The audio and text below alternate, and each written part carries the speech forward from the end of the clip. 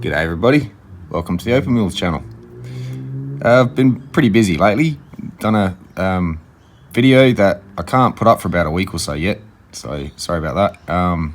It will come out, but I thought I'll get into a quick carve today, and picked out a piece out of this recent Andamooka parcel that I'm going to attack. It's got some fantastic colour in it. It's on a bit of an angle, and to try and cut a stone out of that is possible, and may still happen, can still happen, but I'm going to carve it. Just going to take these bits out and see what's left and whether I can make something pleasing out of it or whether it will just get cut. So I'm going to get the Dremel set up and I'll explain a bit about what I'm doing and my decision making during this one. I think make it a little bit more informative on how to tackle pieces like this that have got some of this going in there, that, how deep it goes there, what to do up this end, and yeah, we'll go through it all. So I'll get set up. Okay, so start from the beginning. We've got this stone in a parcel as it is. Yes, there is a stone to be cut in just under here, but we'll lose all of that. It's just not much left. So the decision was made to carve to preserve the overall size of both, basically.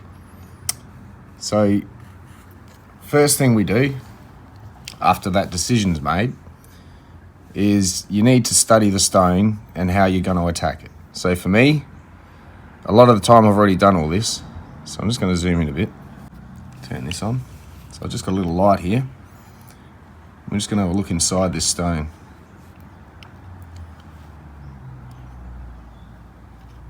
So we can see that this here, this one up here, it goes in pretty deep.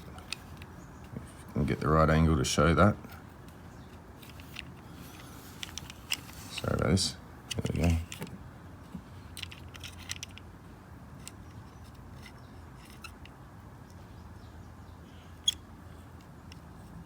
You can see the shadow just inside there, if I can get that to sit there. So that little in there, I'll turn the stone, you can see right there, that goes right in like a little pyramid. This goes in a little bit, but not as far. This is superficial. This is superficial. This is an issue. It goes right down. You can even see at this end. Just goes right into the stone. So we've got to get that out and get that out and tidy up the rest. So now we know what the inside of the stone looks like. How do we go about tidying it up? Again, for me, I'm going to get the bit and I'm going to try and only touch the issue spots to start with. These are superficial, they can stay for last. So these two spots are the main issues, so they're going to get gone first. I'm leaving the overall structure of the stone because once you start rounding it up into getting rid of these corners and that, you got nothing to hang on to. So I'm just going to leave the size as is for now and just get those spots taken care of. The bottom should tidy up pretty quickly. It's not very deep. But yeah, so we'll get these two bits out and then we'll sort of come back. So I'll just get this set up there. Hang on a sec. All right, so those decisions made. Next decision, how are we going to attack it? Obviously with a Dremel, but we've got a variation of grit, so I could go right down to 70 grit. But for such tiny little spots to come out, I'm thinking I don't want to do too much damage, so I'm not going to go any lower than 200. So we're going to load that in the Dremel, like so. And again, just going to start on these two spots. I don't know if that's too far away, if I can zoom in a bit more without moving off camera too much. See if that works.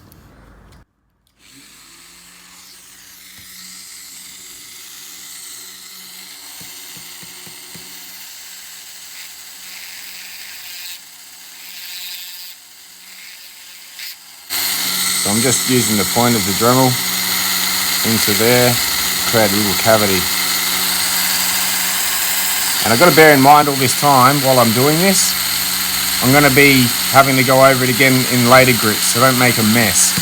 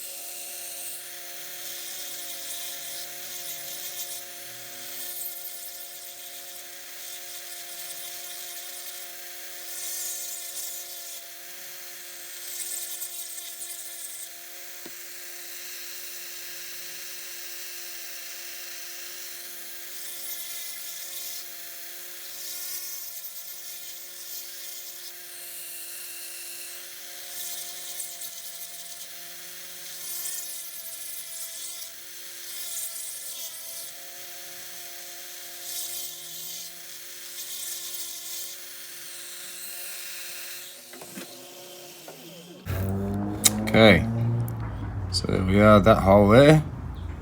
And I've gone all the way around creating an opening by turning the stone, so I don't just go in one side and create this undercut too much, so I can't get another bit in and the polish tip later.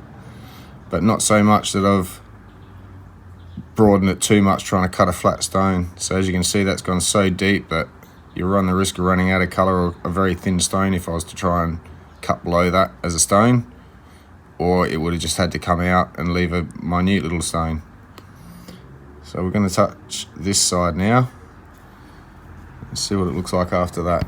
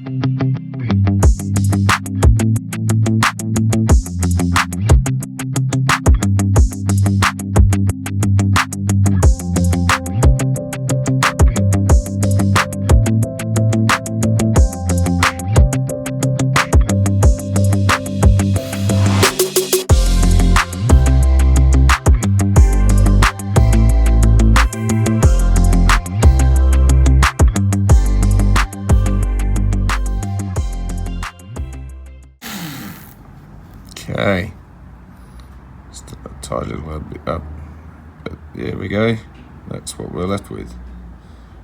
Still a bit there, might be a touch in there, but now I've got to see how to tidy the rest of this up. It's got a bit of a chip top,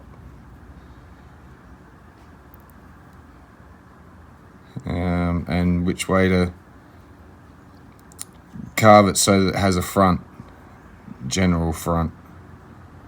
So it could be like offset that way, it could be that way, it could be sideways that way, whichever way is going to face the best. Kind of looks like a bit of a fish. this eye. Carve a tail out the back end here. Yeah. Looks like it goes up that way though. But yeah, so I'm just going to randomly tidy it up, round it out, see what's left, and if I need to take anything off. But this may as well stay there as far as it matters. Gives it something for the setting to hold on to without having to just leave that and then close it over that with the setting. I'll try and show some more of this over through there. So maybe a bit of a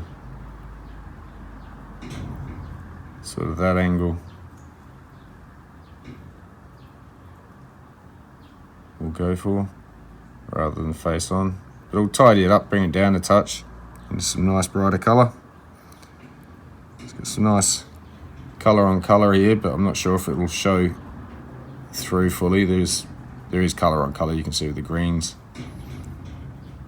oranges, the way the layering goes down. But yeah, this jelly, nice jelly underneath. It's kind of bright and translucent layer down there. Anyway, on with the show.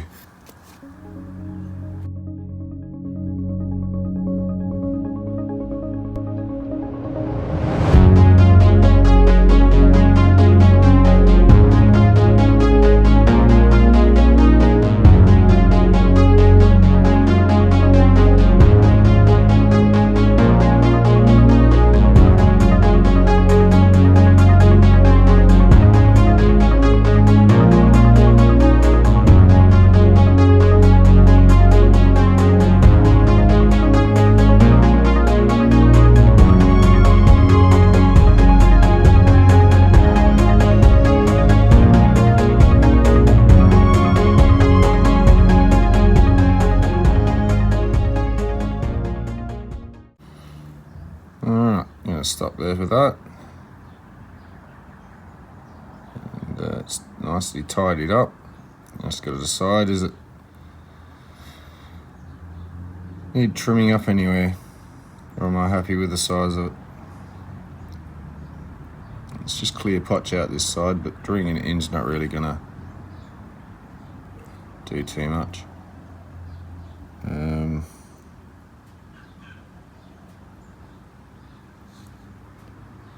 It gives it an interesting look that way up too. The way it transitions from clear to jelly to sort of a white opal. Opaque. So yeah, I'm liking the look of it as it is. A couple of holes in it.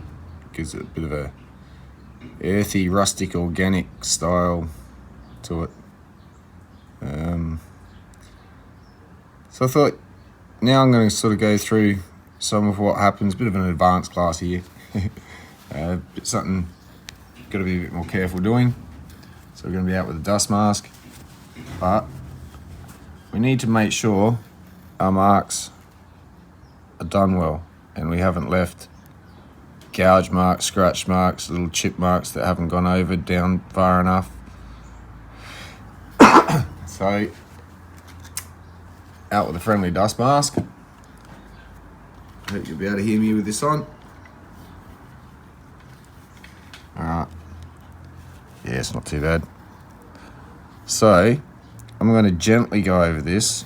I'm thinking the water still, because I'm not going to turn it to dust. But I'm going to sort of lightly touch it, and you're going to see what it does. And then you're going to see the marks it leaves. And I only want to see marks that this bit will leave on there. I want to see these shiny spots where there's a chip that hasn't gone down far enough. So I need the stone relatively dry.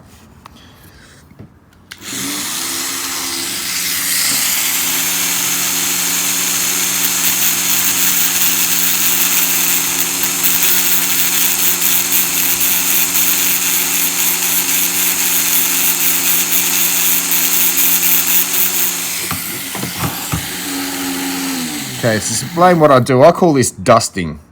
I just want to get it so it's just dusted up, and you can see right away there's spots there that haven't been touched. So that needs to go down further. So I'm going to go around and do it all and see the spots, and if it's not too much, I'll get it out with this. But the idea isn't to do too much work with it while it's dry. The bit, even microscopically, heats up, and bit by bit it eats away at the bit because it heats up from not being cooled down, and you wear your bit out and get all these weird shapes in it. So I'm just going to be doing this very lightly. It's not to carve at all.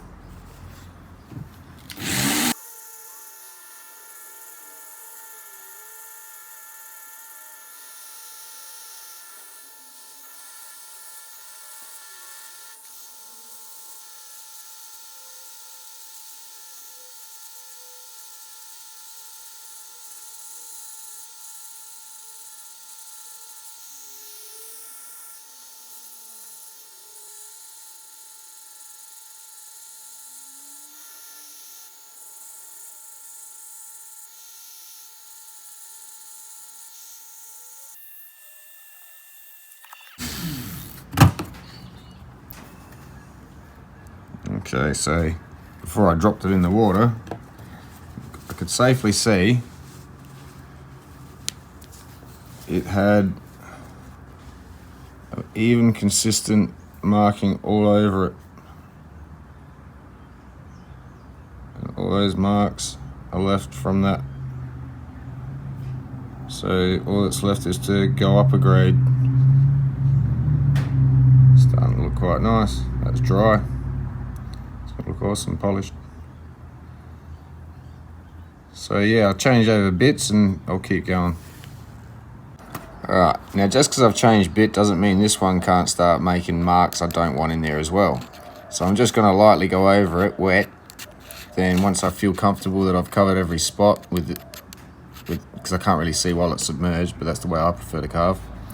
Then I'm going to do what I did before and with that flash right in the corner.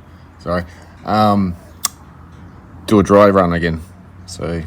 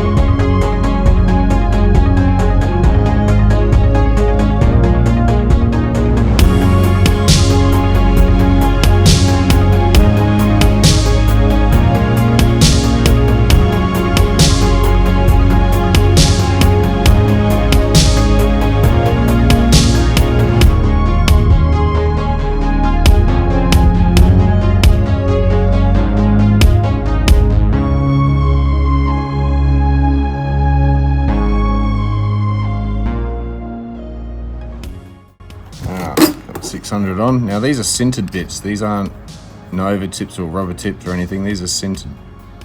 So I'm going to continue using sintered to 600, and then we're going to go to sandpaper.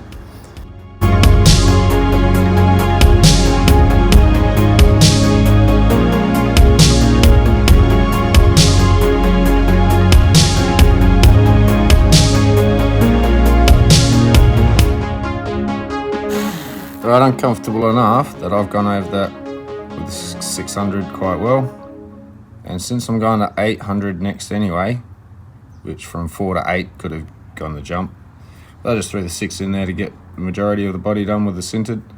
But I'm going to go over it with the paper and finish it off there till we get to the we'll finish it off with the serum and the Dremel. Alright, so this is where we get out 800 grit, my stick, wrap the stick, and we're going to hand sand this.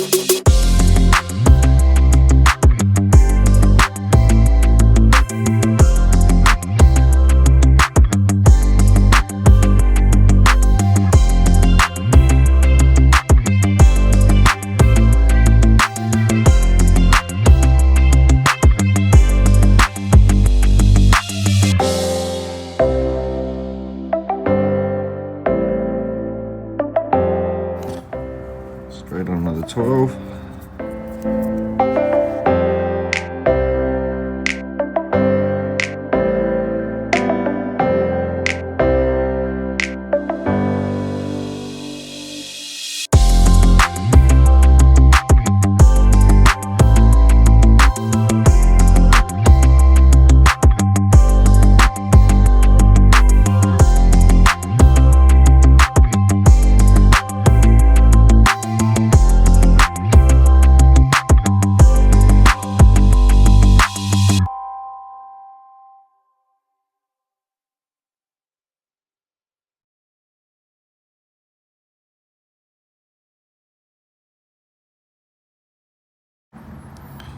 Okay, so seems to have got a pretty good result. Pre-polish. Right into my little holes. So it's all ready for a cerium oxide. So we'll bring the cerium oxide over and get on with the Dremel.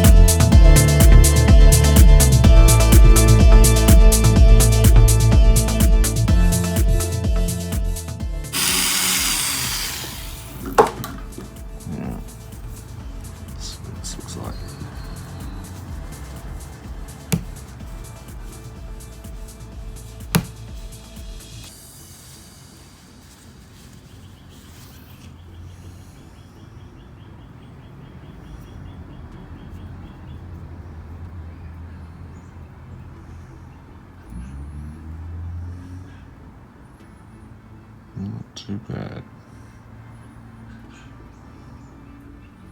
Not too bad at all.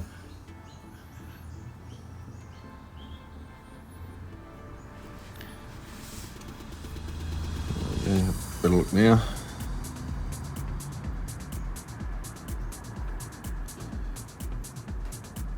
Wash both sides.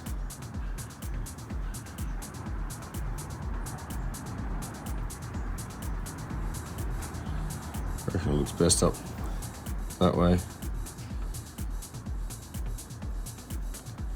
as opposed to that. You could have it that way.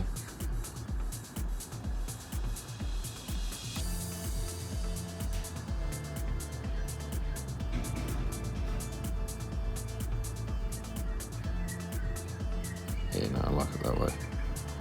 Make a nice little pendant. Hang from the point.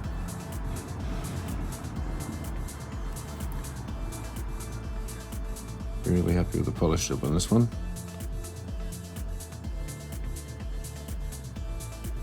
And I'm pretty sure there's no sand in it. We've got everything out.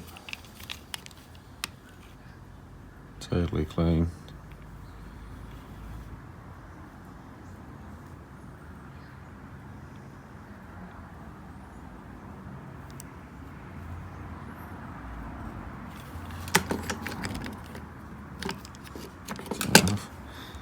So there we go. Might chuck him on the scales and see what it rounded up to. So one little bit of black streak of something in there. It's not a floor fracture sand or anything, it's just black streak. But yeah. On the camera. Zoom back out.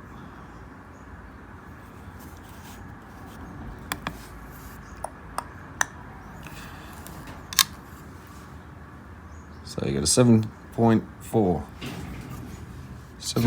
carat. Yeah, it's got to be worth 50 a carat, I reckon. So $350 stone. Might set an pendant, maybe a little bit more. It'll look awesome. So I've got a couple of bits like this I've got to do, so yeah. You might see some more of this. Hope my process was a bit more explained. Again, wear your dust mask when you do that dry dusting, as I did, if you try that. Don't want the dust up in the air. But it is a good way to be able to see your marks and get all those little marks out.